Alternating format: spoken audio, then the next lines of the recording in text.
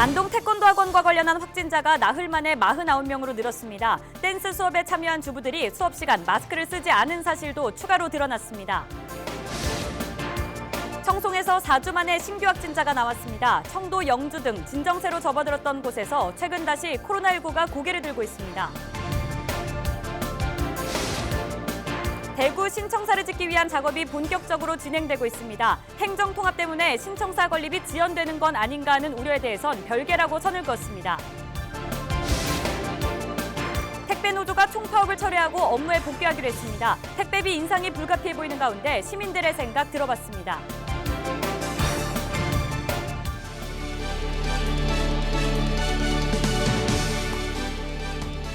여러분 안녕하십니까? 헬로티비 대구 경북 뉴스입니다.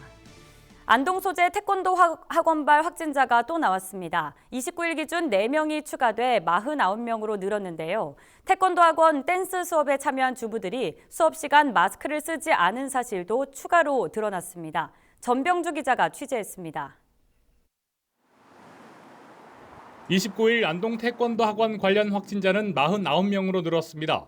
태권도 관장을 포함한 원생 28명이 처음 확진된 후 가족과 지인 등으로 빠르게 퍼지고 있습니다. 밀접 접촉자 250여 명 가운데 21명이 추가 감염된 겁니다.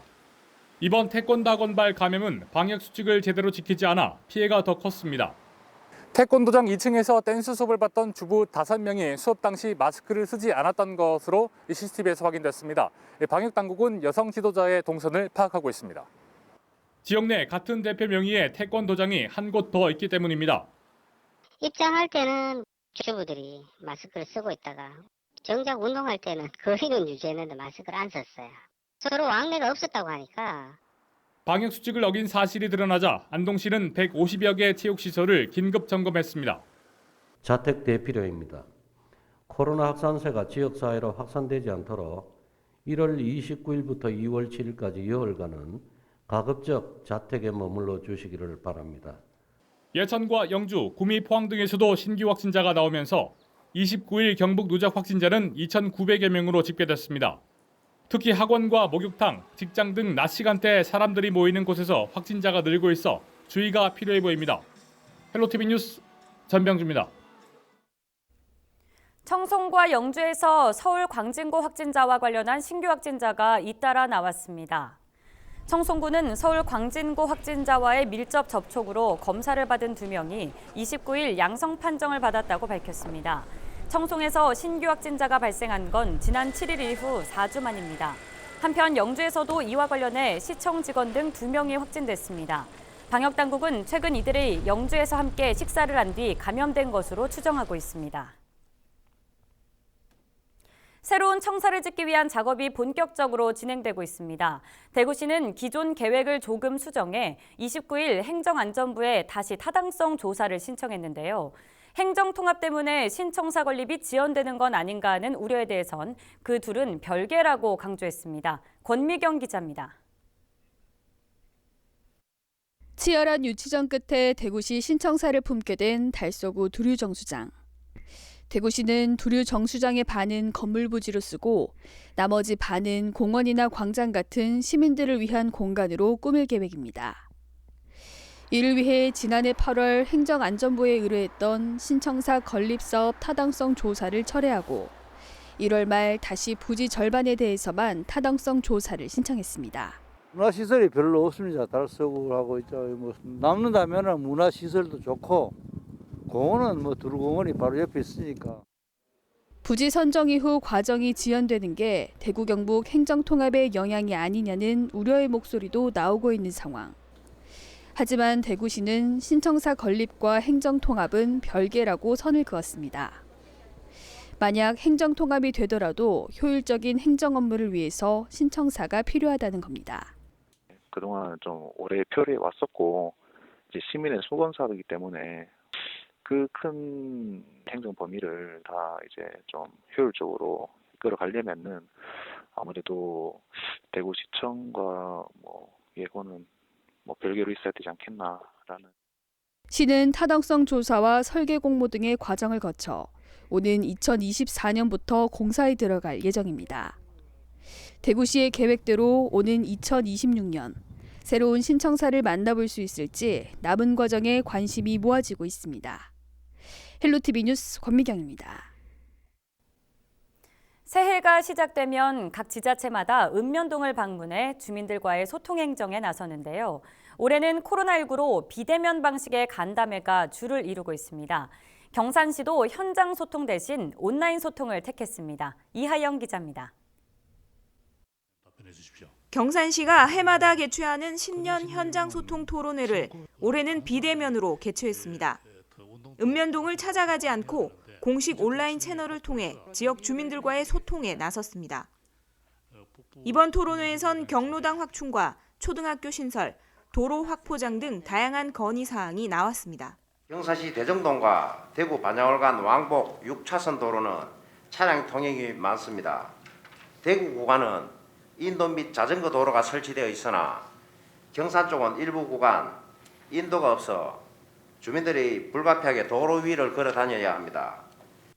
경산시는 주민들이 요구한 영남대 앞 오렌지골목 노면 정비 사업과 성암초 후문 횡단보도 그늘막 설치, 남천변 보행 등 설치 사업 등을 올해 안에 우선 추진하기로 했습니다. 남천 동편 중방동 쪽 그 산책로 보행 등 설치 사항은 경산교에서 영대교까지 한 2km 가야 됩니다.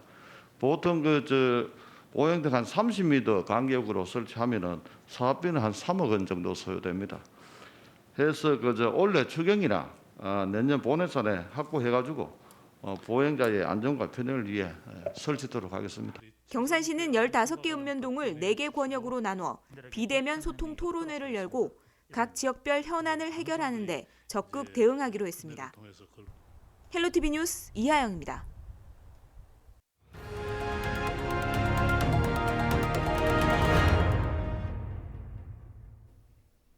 코로나19 여파로 비대면 소비가 증가하면서 고강도 업무에 따른 택배 종사자들의 과로사 발생도 늘었습니다. 다행히 예고된 총파업은 철회됐지만 택배비 인상 등 환경적 변화는 불가피한 상황입니다. 시민들은 어떤 생각을 가지고 있는지 홍승현 기자가 이야기 들어봤습니다.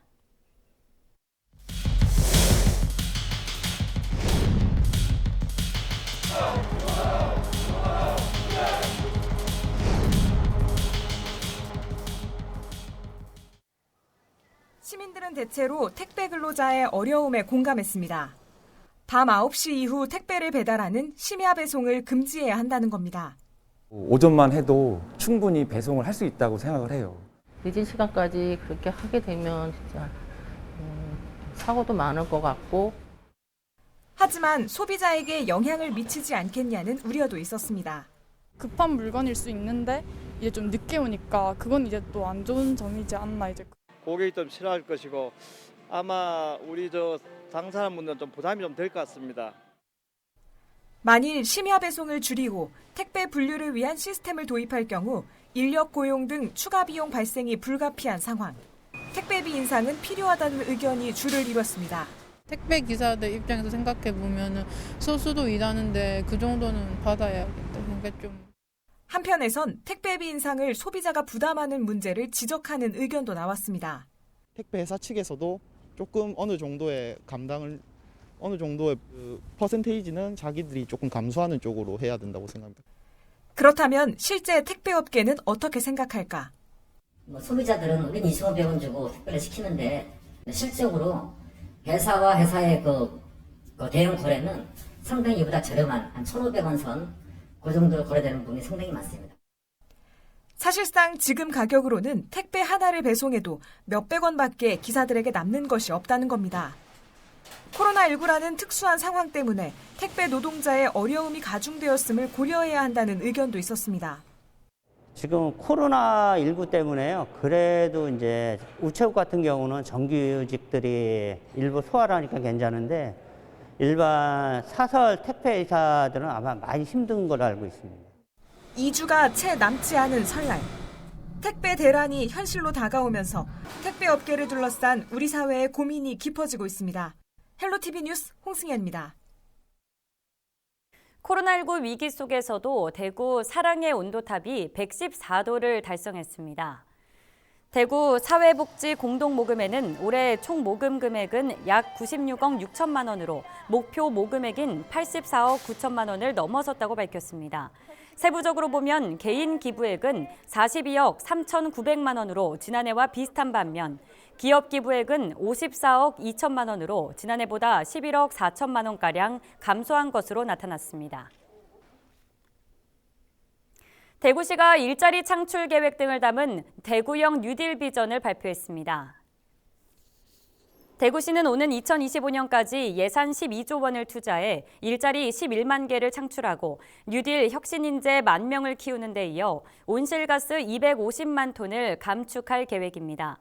이를 위해서 산업, 공간, 휴먼 뉴딜 3대 전략 아래 10대 분야 165개의 다양한 사업을 단계별로 추진해 나갈 방침입니다. 대구시가 다음 달부터 유해대기 측정 차량과 드론을 이용해 대기오염 물질을 감시합니다. 시는 측정 장비가 장착된 차량을 이용해 산업단지와 환경기초시설 주변의 대기오염 상황을 실시간으로 조사하고 드론으로는 현장 접근이 어려운 사각지대의 미세먼지와 악취물질 증감 상황을 확인할 계획입니다. 시는 조사를 바탕으로 산단별 대기오염 지도를 만들어 대기 악취오염 사고 발생에 예방 대응 활동에 활용할 계획입니다. 대구 수성못이 문화체육관광부와 한국관광공사가 선정하는 한국관광 100선에 포함됐습니다.